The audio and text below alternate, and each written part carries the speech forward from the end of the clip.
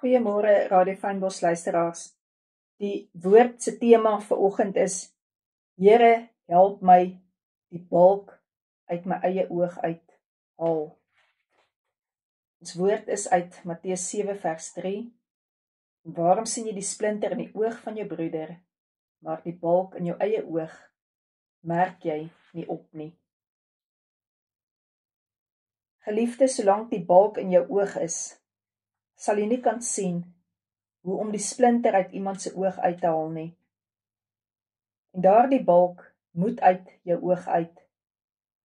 Want hoe sal jy sien? Jy het God gevind.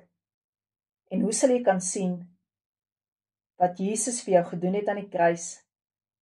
En hoe sal jy kan sien waarin Heilige Gees jou lei? Hy sê in Matteus 7 vers 1, moenie oordeel nie, sodat julle nie geoordeel word nie. Kom ons praat vanoggend eerlik, reguit met mekaar.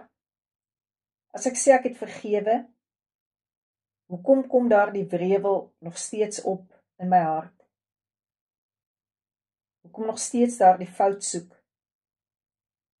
En die verlede sal elke keer opduik in herinneringe van seer, van onaangename dinge, wat jou weer terugvat na presies dit wat aan jou gedoen is, hoe jy gevoel het.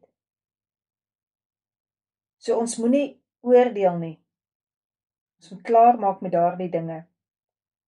Ons moet dit oorgee aan God. Dan hoef ons nie langer in ons gedagtes met daardie geveg te sit nie. Want met die oordeel waarmee julle geoordeel word, met die maat waarmee julle meet, sal vir julle gemeet word. Hierdie is baie erg om te dink. Soos wat ek kies om na mense te kyk, sê dit amper vir my hier, so gaan God na my kyk.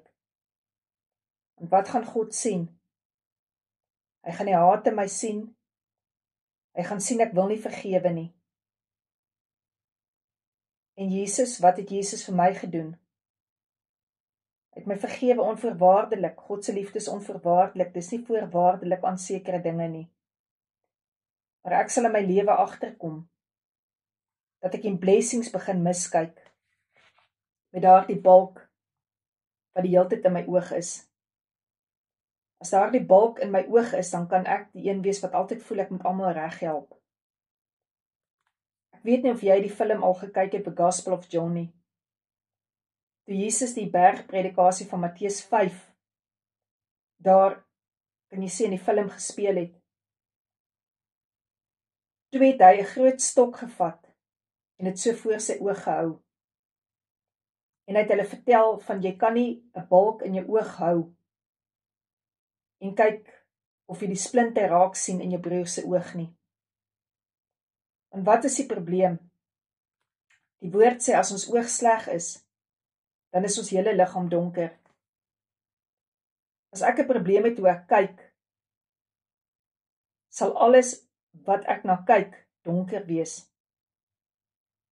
Salomo het gebid dat hy wysheid sal ontvang, dat hy kan onderskei tussen goed en kwaad.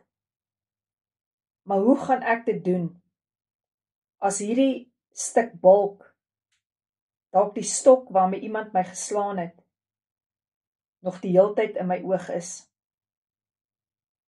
Die duiwel is mal daaroor as ons die heeltyd fout soek met mekaar, met mense. Want hy slaan twee vliee gelyk.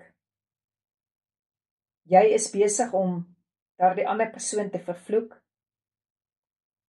En dan is jy ook besig om in jouself die vloek rond te dra.